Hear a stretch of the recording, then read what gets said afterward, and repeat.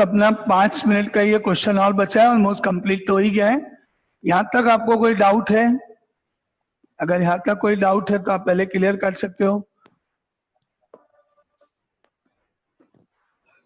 किसी को कोई डाउट है? अगर यहाँ तक कोई क्वेश्चन पूछ लो।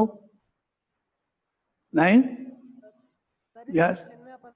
फाइंड क्या करना है फाइनली? फाइंड ये करना है कि कंपनी को ने ये जो डिसीजन लिया कि भाई अब नंबर ऑफ वर्कर्स हम कम कर देते हैं, और ऐसा करने पर जो एग्जिस्टिंग वर्कर्स, जो रिमेनिंग वर्कर्स हैं, उनकी सैलरी थोड़ी बढ़ा देते हैं। तो ऐसा करने से कंपनी को कुछ सेविंग हो जाएगी। जैसे मैंने आज मेरे घर में सपोज करो 10 वर्कर्स रख रखे हैं, और 10 वर्कर्स को मैंने सपोज करो 2000 रुपीज पर वर्कर के हिसाब से सैलरी देनी है।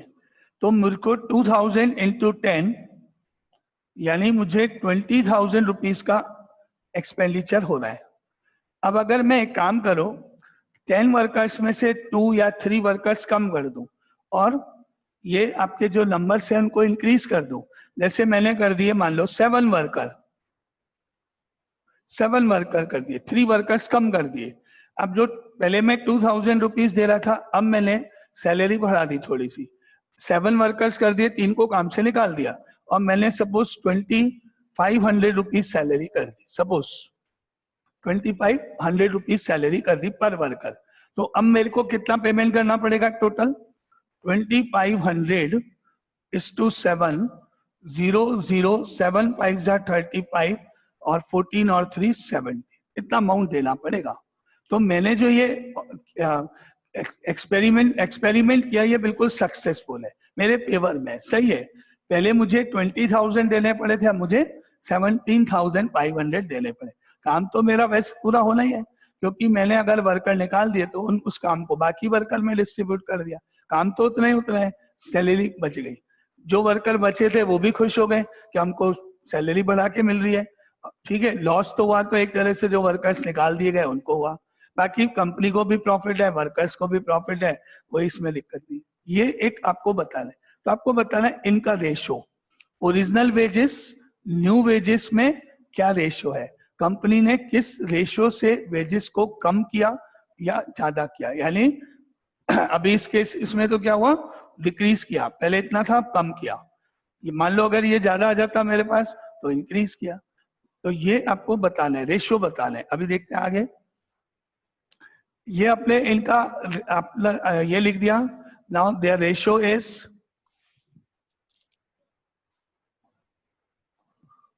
15x multiplied by 22y is to 11x multiplied by 25y. Ratio is, इनका रेशियो आपने यहाँ लिख दिया। अब आपने देखा x और x काट सकते हो आप रेशियो में, आपने मालूम है रेशियो को सिंपलेस्ट फॉर्म में लिखा जा सकता है। y एंड y आप कैंसिल कर सकते हो, आपको मालूम है। तो पहले तो x और y कट करते हैं केवल, फिर देखते हैं।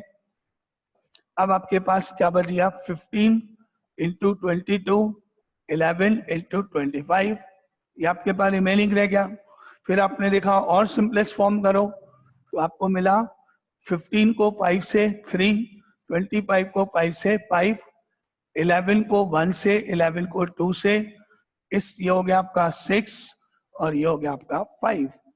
यानी कि कंपनी पहले अगर टोटल 6 रुपीज पे कर रही थी वेजेस के रूप में, तो अब कंपनी ये एक्सपेरिमेंट करने के बाद 5 रुपीज ही पे करेगी, कंपनी को प्रॉफिट हुआ। तो हम क्या लिखेंगे, total wages of company decreases in the ratio of 6:5। ये कंपनी का टोटल वेजेस का कंपैरिजन है। Originally total wages paid by the company, after reduction wages paid by the company, उनका रेशियो है, उनका कंपैरिजन है। जैसे मैंने आपको निकाल के बताया 20,000 रेशियो 17,500, ये मेरे दोनों कंडीशंस का रेशियो था, कंपैरिजन था। Initially total wages, after reduction total wages and their ratio. ये कंपनी ये बता रही है, ये क्वेश्चन आपको ये बता रहा है। आप ऐसे भी पूछ सकते हैं कि क्या ये सिचुएशन, ये एक्सपेरिमेंट कंपनी के लिए फेवरेबल है या नहीं। तो क्या आपका जवाब है, यस और नो? यस, कंपनी के लिए Yes, favourable, yes. Yes, company को सेविंग हो रही है, फेवरेबल है। आप देखते हो ना, ये आपकी कॉमर्शियल मैथ्स यही काम किया है। अब ये डेली रूटीन वाली बात है आपकी।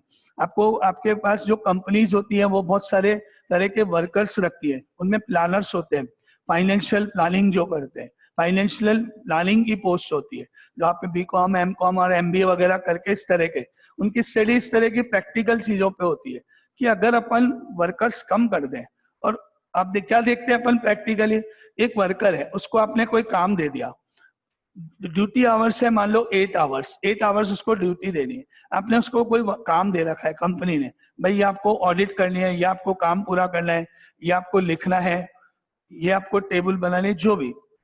उसने अपना काम 3 घंटे में, 4 घंटे में पूरा कर दिया, जो आपने उसको रूटीन वर्क दिया। उसके बाद वो आराम से बैठा है। अब जो प्लानर होते हैं, जो प्रैक्टिकली पॉसिबल वाली बात है ये सारी है ना, जो कंपनी के प्लानर्स होते हैं, जिनका काम ही होता है कंपनी को प्रॉफिट के लिए आप स्कीम बताते जाओ, नए नए आइडियाज देते जाओ, प्लानिंग करते जाओ, वो ये नोट करते हैं, बोले यार इसको 8 आवर्स की सैलरी दे रहे हैं, 4 आवर्स में ये काम कर रहे हैं, तो अगर इसके 4 आवर्स के काम को हम बाकी वर्कर में बांट दें और उनकी सैलरी थोड़ी इंक्रीज कर दें, इसको हटा देंगे, इसको हटा देंगे तो उसकी सैलरी पूरी की पूरी कंपनी को बचेगी, और उसका थोड़ा पार्ट आपने वहां दे भी दिया, तो क्या फर्क पड़ेगा। तो इस तरह से प्लानिंग करते हैं कि कितने वर्कर आप निकालो और कितनी सैलरी बढ़ाओ जिससे कंपनी का प्रॉफिट हो। अब मान लो आप ज्यादा वर्कर हटा दो और आपने सैलरी बहुत ज्यादा बढ़ा दी, तो नेचुरली लॉस होगा आपको, कंपनी को, उस बात पे डिपेंड करते हैं। आपको प्रैक्टिकली है ये सारी चीजें ना। अभी टाइम भी हो गया है, हम कभी कोई जो भी आपका बिजनेसमैन होता है, आप कभी कोई परचेजिंग कुछ करते हो तो आप क्या देखते हो, एक पर्टिकुलर रेट होती है हर चीज की, प्रोडक्शन। अब प्रोडक्शन तो मान लो प्रोडक्शन रेट तो सपोज 100 रुपीज है, प्रोडक्शन कॉस्ट तो 100 रुपीज है। अब मार्केट में उसको सेल करना है, हर आदमी प्रॉफिट मर्जी से ले सकता है, 110, 150 कितने में भी बेच सकता है वो, लेकिन एक लिमिट होती है कि वो उसको एक लिमिट में बेचेगा, 110 तक, 120 तक। कंपटीशन की बात अभी नहीं कर रहा, 110, उसको मालूम है अगर मैंने 100 रुपीज जो प्रोडक्शन कॉस्ट है उसको 200 में बेचा, कोई नहीं खरीदेगा, सब मना कर देगा, बहुत महंगा है, कोई खरीदेगा नहीं, तो मेरे जो प्रोडक्शन कॉस्ट है वो ब्लॉक हो गए, अमाउंट ब्लॉक हो गया, मनी ब्लॉक हो गए, वही मनी में बैंक में जमा करा देता, प्रोडक्शन नहीं करता तो प्रॉफिट वैसे ही होता। तो वो हर फैक्टर को बिजनेस में ध्यान रखता है, उस हिसाब से वो एक लिमिटेड अमाउंट तक उसको बढ़ा के बोले, एक लिमिटेड प्रॉफिट लेगा, उससे ज्यादा नहीं लेगा।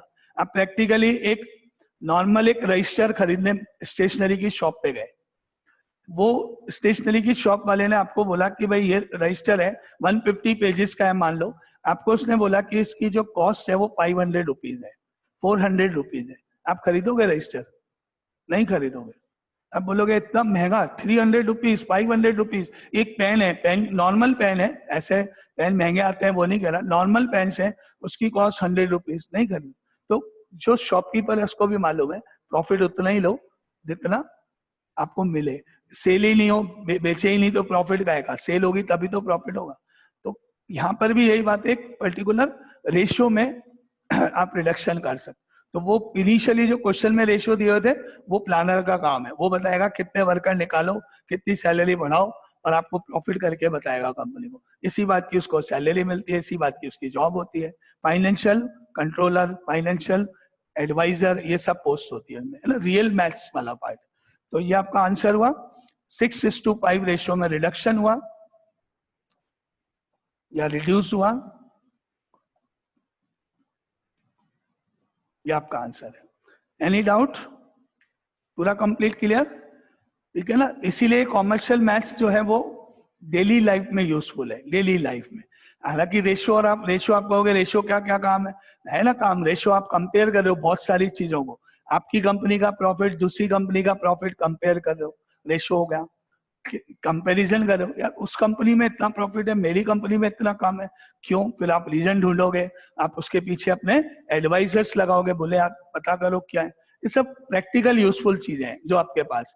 अब मैं आपको बोलूं ट्रिग्नोमेट्री पढ़ो, आप कहोगे मेरे कॉमर्स में, मैं बैंक में या ऑफिस में या फाइनेंशियली डीलिंग में मेरे को ट्रिग्नोमेट्री कहाँ होगी? आपको फाइनेंशियल कंट्रोलर या कोई ऐसी पोस्ट देगी, वहां थोड़ी ट्रिग्नोमेट्री लगाओगे। कंपनी के प्रॉफिट में ट्रिग्नोमेट्री क्या करेगी, है ना। तो वो प्रैक्टिकली नहीं है, वो साइंस वालों का, साइंस वालों को ट्रिग्नोमेट्री इंजीनियरिंग फील्ड में काम आती है। तो इसलिए इस बार से अलग अलग मैथ्स करिए, बहुत सही है। आप खुद इसको ध्यान से देखोगे, प्रैक्टिकल चीज है। अपना हाउसेज वाला था, ये थोड़ा लिंक्ड है आपका, 100% तो नहीं होता लेकिन थोड़ा सा प्रैक्टिकली अप्रोच रखती हुई है ये, जो डेली लाइफ का पार्ट है, जो आप जब आगे कभी कोई इस तरह की जॉब ढूंढोगे तो उसमें आपको मिलेगा। सीए का काम होता है इसी तरह का तो काम होता है, ऑडिट करना, देखना, करना, है ना, कि उसने जो ये स्टेप लिए सही है कि गलत है। ठीक है, अब ऑलमोस्ट टाइम हो गया तो अपन क्लास बंद करते हैं अभी। नेक्स्ट क्लास है 4 o'clock। कल आपका संडे है, लेकिन मैं चाह रहा हूँ अगर आप कल पढ़ना चाहो तो बहुत अच्छी है। तो कल अगर मैं आपकी क्लास 4 बजे रख दूं, कोई प्रॉब्लम किसी को? No sir. डबल क्लास लेके लेना, मतलब 40 नहीं, 40 के बाद एक और, जैसे अभी भी अपन एक्स्ट्रा पढ़ते हैं ना, 1 hour and 20 minutes, डबल 40 + 40। ठीक है सर हमारी क्लास होगी अकाउंट्स की, कितने बजे? सर 5:30 पे स्टार्ट हो जाएगी। हाँ तो तब तक तो ओवर हो जाएगी ना अपनी, 4 to 4:40, 4:40 के बाद 40 मिनट्स और बस।